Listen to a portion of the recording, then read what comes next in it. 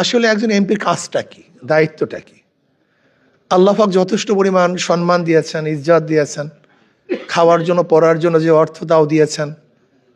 এরপরে আমি এমপি হওয়ার জন্য ওখানে কেন গেলাম, কেন দাঁড়িয়েছি? আসলে দেখেন, আমি এখানে যদি 1000 বছর বক্তৃতা করি সেটা আইন হবে না, কিন্তু সংসদে 5 মিনিট কথা বলে সেটা কিন্তু আইন হবে। আমি এখানে 1000 বছর বক্তৃতা করলে সন্ত্রাস মুক্ত দেশ ঘুরতে পারবো না, কিন্তু আমি সংসদে 5 মিনিট কথা বলে সন্ত্রাস মুক্ত দেশ ঘুরতে পারবো।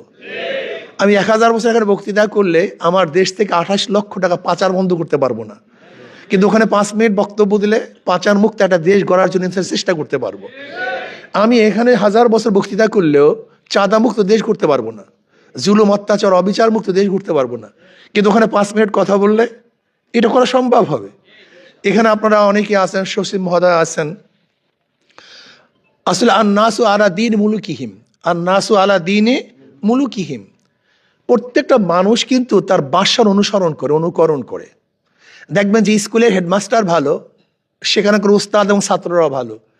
যে স্কুলের হেডমাস্টার খারাপ, দেখবেন ছাত্ররাও সেরকম, উস্তাদরাও সেরকম।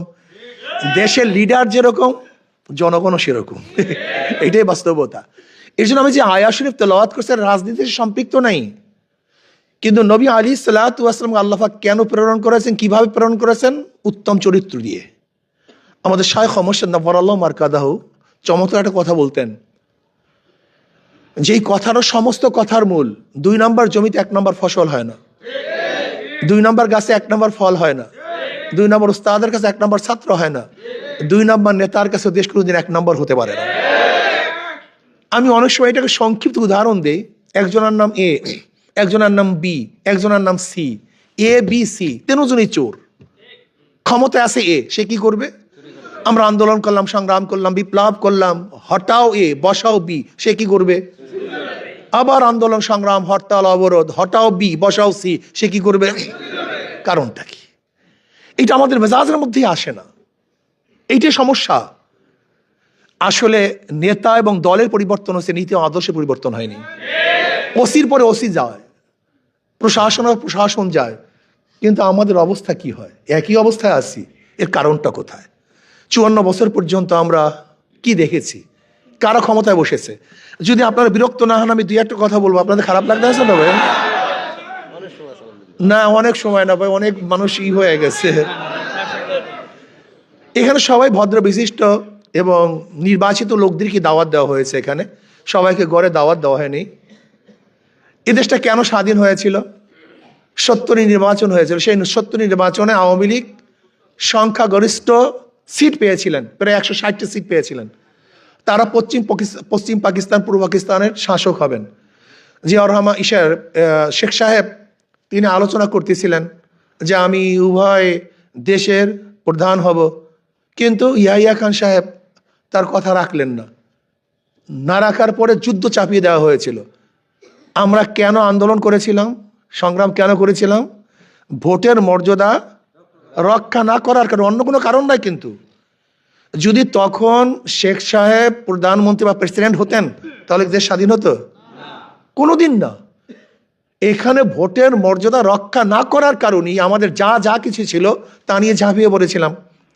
71 দেশ স্বাধীন করলাম, 72 সংবিধান রচিত হয়েছে, 73 আরেকটা নির্বাচন হয়েছিল আওয়ামী লীগের আমলে। আওয়ামী লীগের সরকারের অধীনে আরেকটা নির্বাচন হয়েছিল 73-এ। সেখানে আওয়ামী লীগ ভোট পেয়েছিল 293 ভোট। কিভাবে পেয়েছিল? এই মোস্তাক সাহেবের বাড়ি দাউদকান্দি, তিনি সেখানে নির্বাচিত হতে পারেন না। তার ভোটের বাক্স হেলিকপ্টারে দাউদকান্দির থেকে ঢাকা এনে ভোট পুড়িয়ে তারপর নির্বাচিত করেছিলেন। ওই 73 নির্বাচনে কেউ অংশগ্রহণ করতে পারে নাই, নমিনেশন পেপার সাবমিট করতে পারে নাই, ভোট কেন্দ্রে যেতে পারে নাই। দেখেন যে 70-এর নির্বাচন সঠিক মর্যাদা না দেওয়ার কারণে যে স্বাধীন হয়ে গেল মাত্র 2 বছরের মধ্যে। এর কারণটা কি? মাত্র 2 বছরের মধ্যে। আমি আপনাদেরকে বারবার একটা কথা বলতে চাই, এদেশের মানুষের কি আকল হবে না, বুদ্ধি হবে না? এ পরিবর্তনে বি, বি কে পরিবর্তন সি, সি কে পরিবর্তন করে ডি, কাজটা হবে কি? একই তো চরিত্রের মানুষ, একই তো আদর্শের মানুষ। আমি যেটা বলতে চাই, না ছিল না তা না, আমরা ভালো মানুষকে নির্বাচন করতে পারি না। কেন পারি না? ভালো মানুষগুলির অবস্থাটা কি?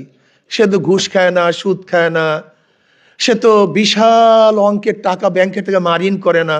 আর নির্বাচনের ব্যবস্থার মনে হয়ে গেছে টাকা দাও, টাকা দাও, টাকা দাও, টাকা দাও, টাকা দাও। নির্বাচন মানি মারামারি, নির্বাচন মানি কাটাকাটি। একজন ভদ্রমতী আমাদের সচিব মহোদয়, সে কি এখন মারামারি করতে যাবে?